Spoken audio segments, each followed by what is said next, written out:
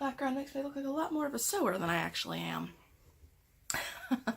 But on to the subject of today's video. Hi, I'm Emily. If you've followed my previous videos kind of going over what I've been knitting and working on there, you may be familiar with this project.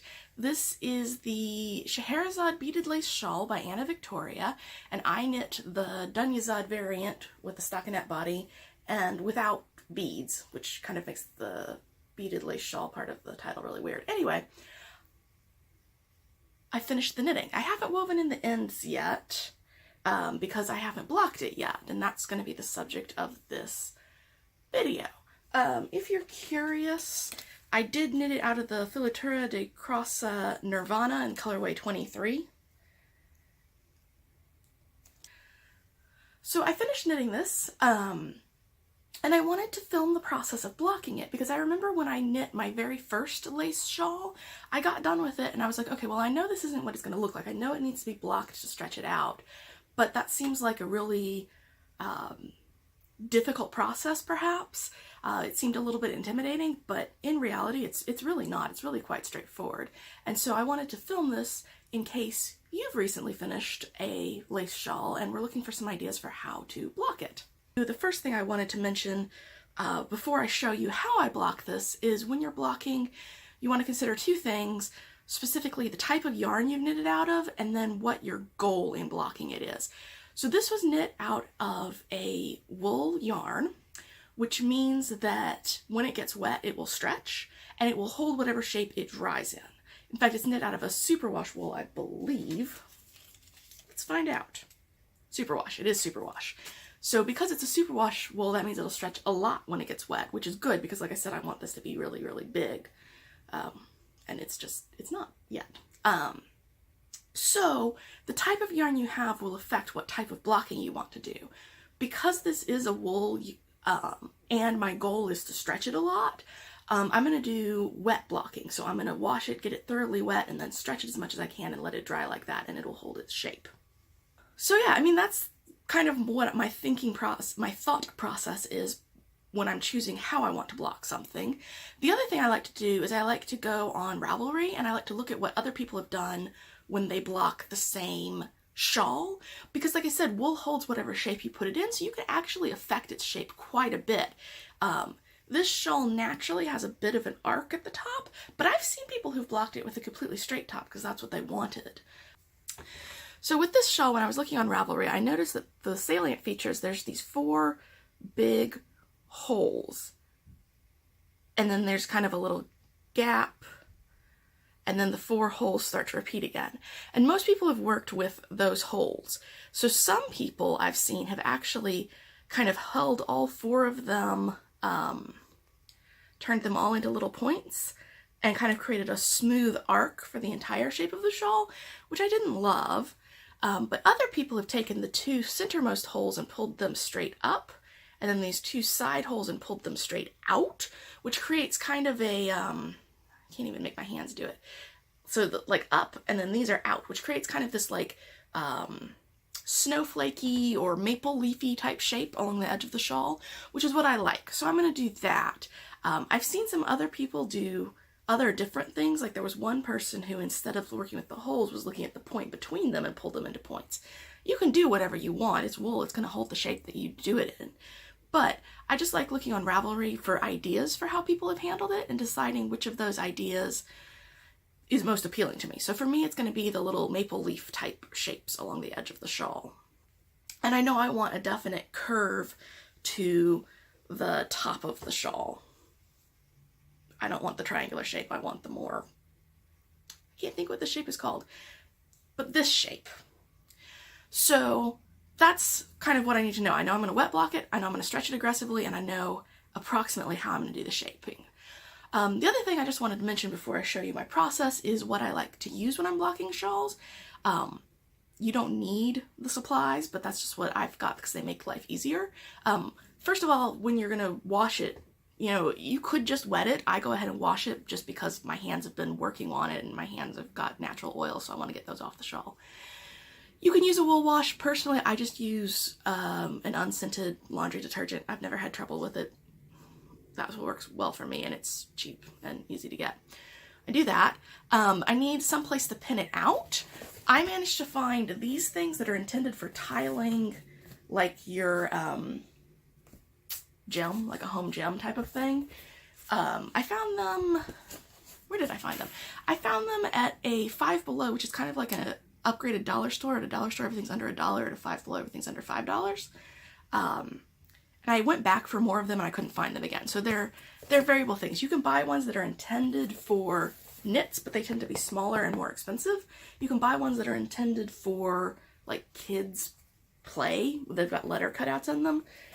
You don't need them. The first shawls that I blocked on my bed. I also use a yoga mat when I don't have enough of these to make up the space that I need. You just need something you can stick pins into, basically. Speaking of pens, the other thing is you need a way to hold your shawl in shape. And pens are great. I have some T-pens that are intended for blocking knits that are supposed to be rust proof, because the shawl is going to be wet, so you don't want something that rusts. I've also successfully used plain sewing pins, and I've never had them rust. I just make sure my shawl is fairly dry and I don't leave them in there for terribly long. The other thing that I like to have, I've knit blocked shawls without it, and I never want to block shawl without them, are blocking wires.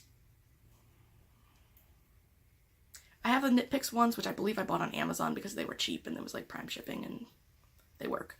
But actually, if you search like blocking wire substitutes, people use thick wires for other purposes for blocking too. And you don't need these. But what these do is, instead of sticking a pin in every single one of those little loops, I can run a whole bunch of those little loops along this wire, and it's a lot faster. And the wires are flexible, so you can flex them to be the shape that you want. Plus, they're kind of convenient when you need to hold straight edges as well. They're not necessary, but if you've got the budget for them, I highly recommend them, because blocking a massive lace shawl without them is a royal pain in your butt. Let me just tell you that one.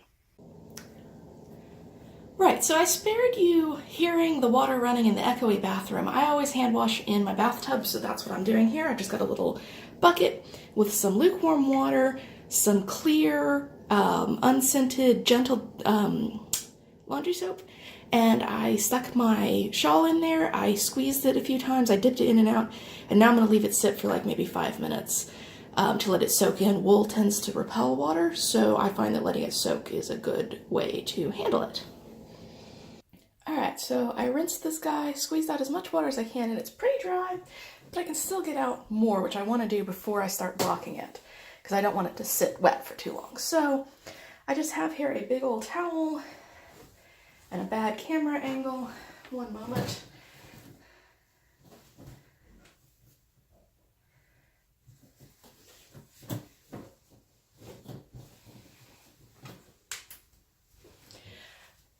Alright, so I've kind of gotten the shawl spread out in the towel, roll it up. A lot of people recommend actually standing on it. I tend to have pretty good luck just manually squeezing them for a little bit to get as much water as possible out. It's okay at this stage to press on it and squeeze on it pretty hard, but bear in mind that wool does stretch when it's wet, so you don't want to like pick it up by one tiny little corner or something. That might potentially stretch it out of shape, but once it's kind of all wrapped in a towel, it's not a big deal.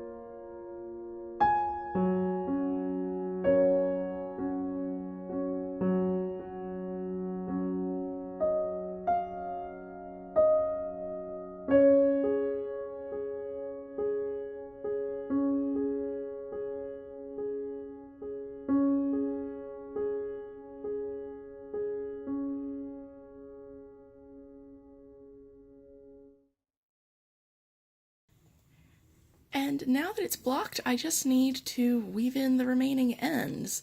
I always wait to weave in the ends, or I almost always wait to weave in the ends until after it's blocked, because the blocking does affect the lace. It stretches it quite a lot, and I don't want either the ends that I wove in to prevent it from stretching as much as I want it to, nor do I want the ends to get like pulled out if the lace stretches and it's not as secure as it would be if I had waited. So I just wait till it's at its final stage, and then, I mean, it's a shawl. I'm just going to kind of wing this. If it were something like a sock or a sweater that would be getting a lot of wear, I would care a lot more, but with this, I'm just kind of doing the whole weave it back and forth, and I need to actually get my face in there and look at it better. So I'm just going to weave in the ends, and then I'll be fully done. And that's all there is to it. Getting everything even is a bit time-consuming and sometimes obnoxious, but it's not a difficult or complicated process.